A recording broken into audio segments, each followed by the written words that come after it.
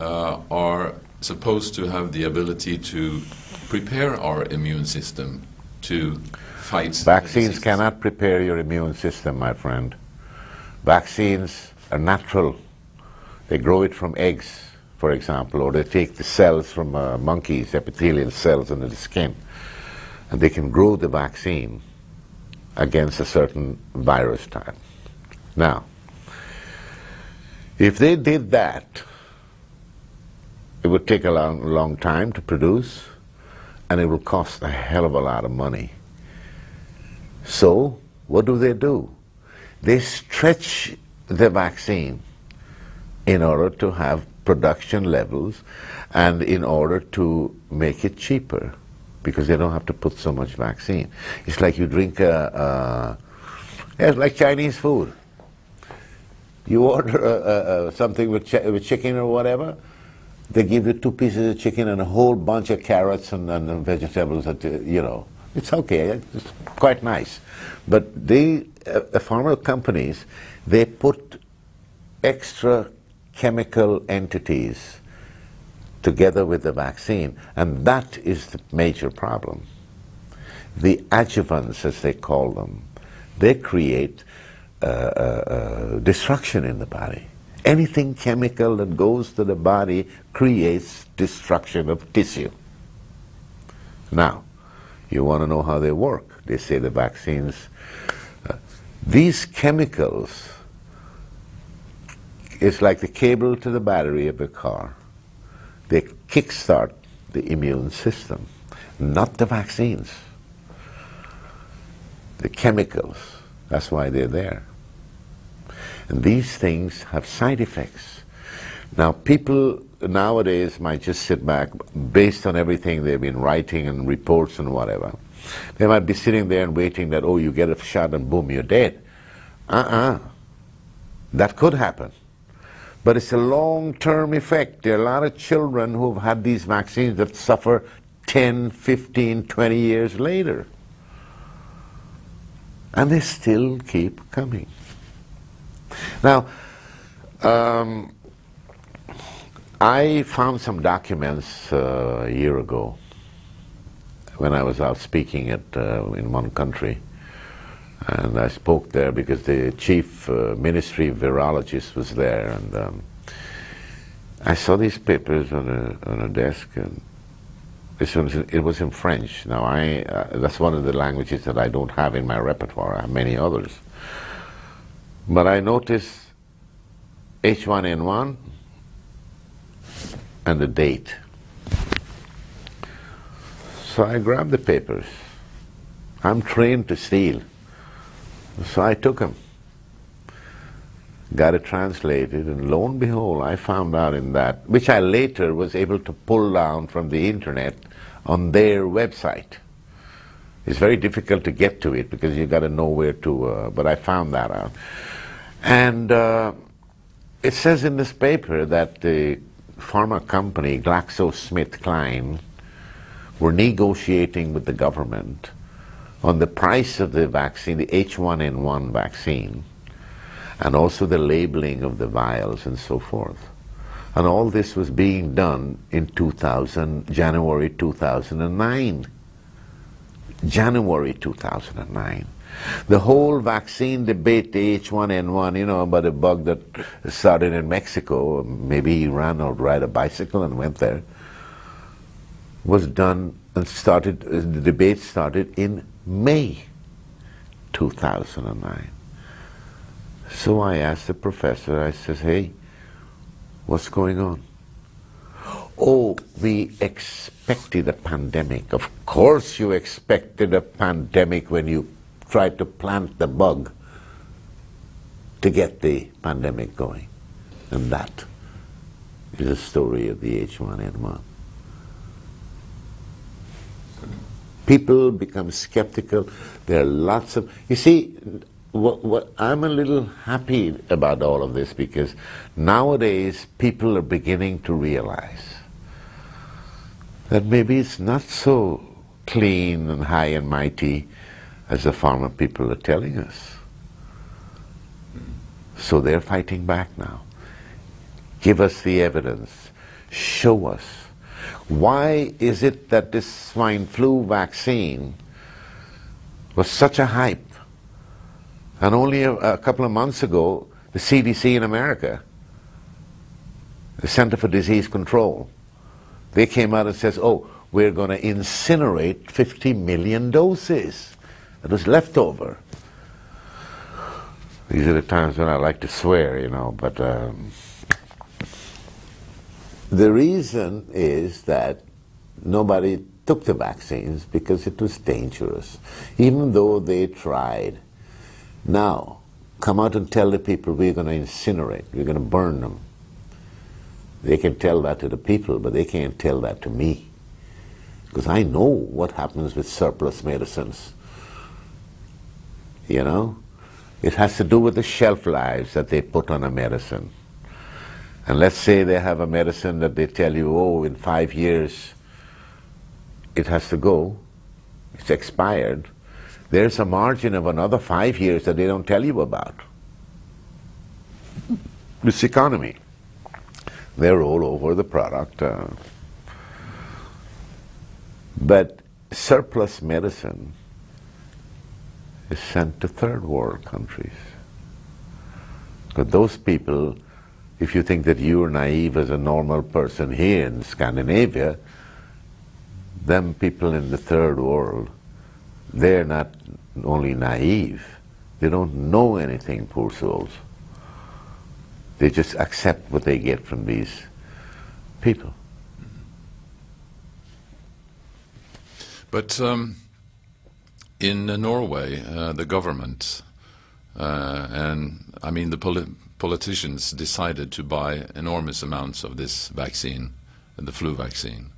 And I just have wondered what would have happened if the politicians decided not to do it. I mean, is it if one person had died from the flu and the government had decided not to do the vaccine, I would suggest that that would have been made a very big, strong point of it in the media.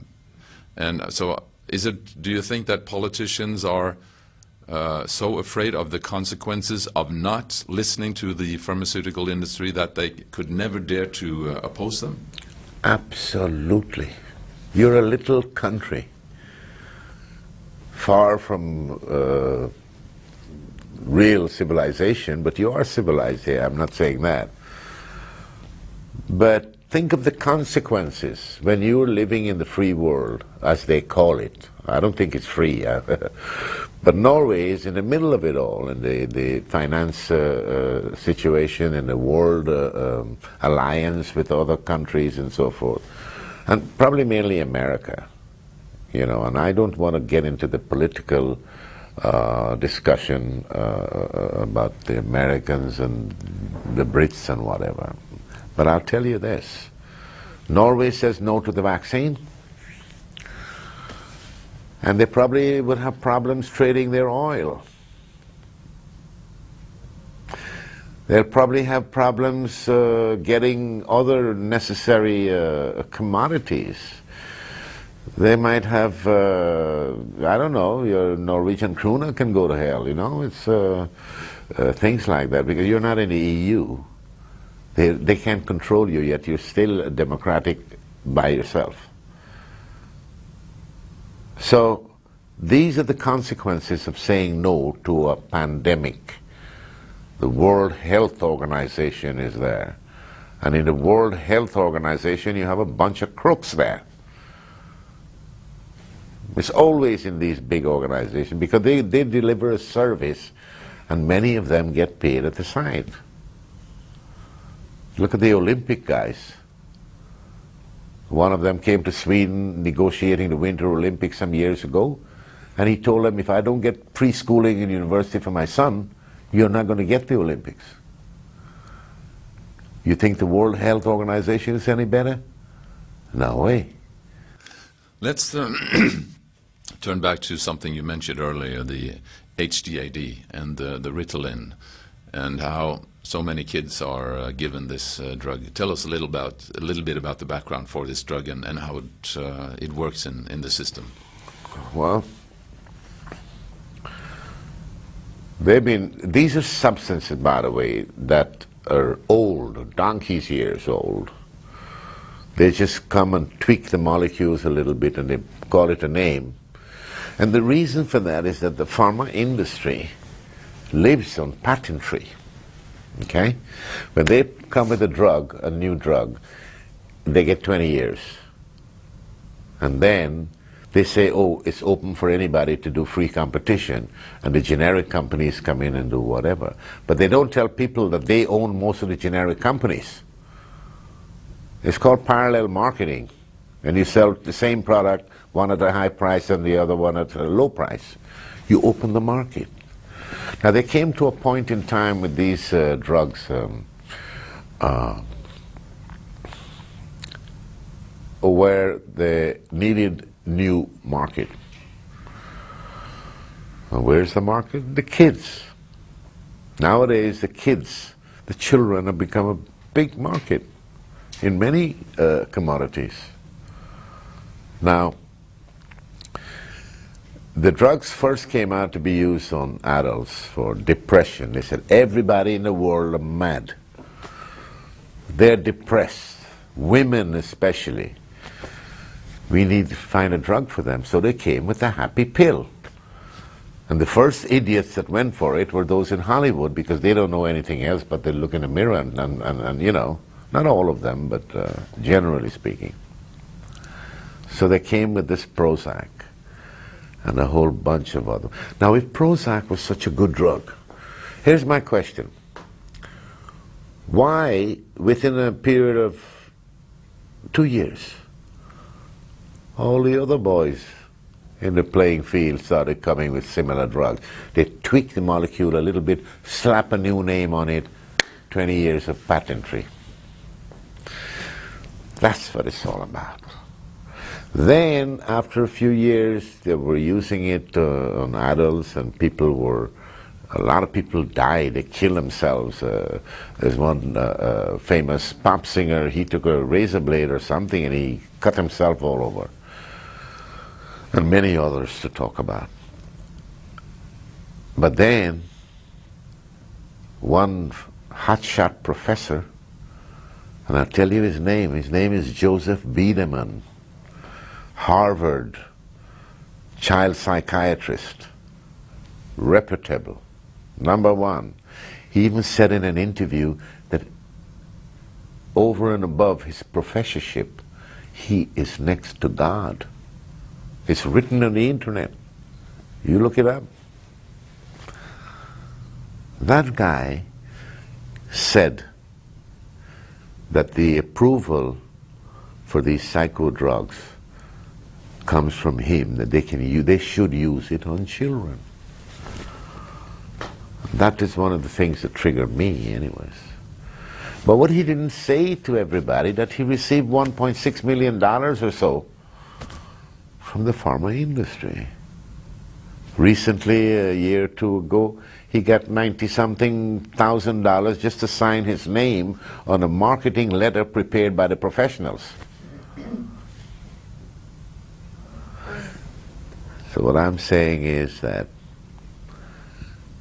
I guess the only venue would be like people like myself, via our books, and talking and making speeches all around, that will allow you to get an idea of what is going on around you in your life. So that you don't have to go to the doctor tomorrow, you got a pain in your foot or something. Go talk to your grandmother. Maybe she has something to give you a little soup or something that will make you feel better. You don't need the medicines, because they don't work. They kill you.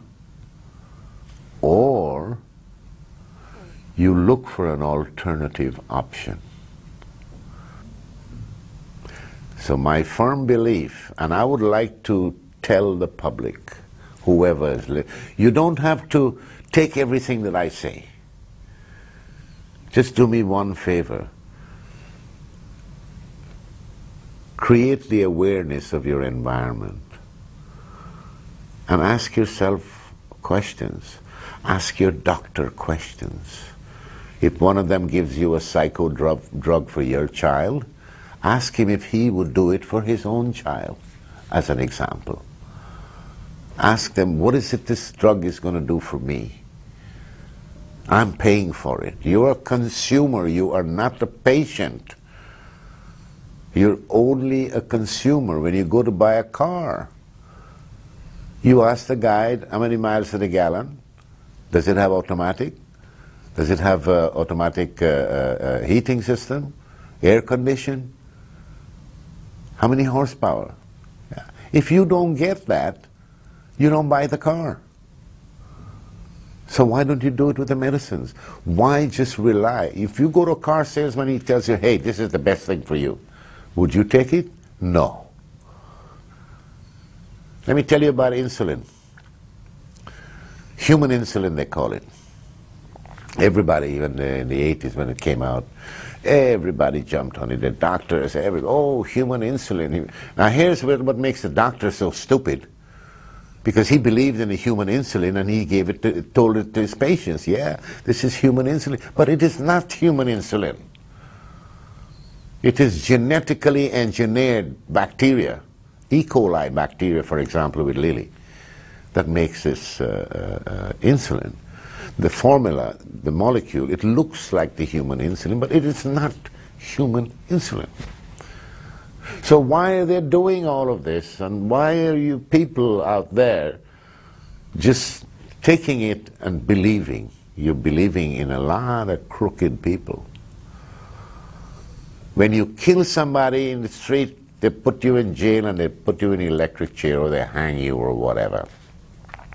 When the pharmaceutical executives approve on drugs with corruption, paying out money to get their business done, and many, many, many people die, they pay a fine and get away with it, you know.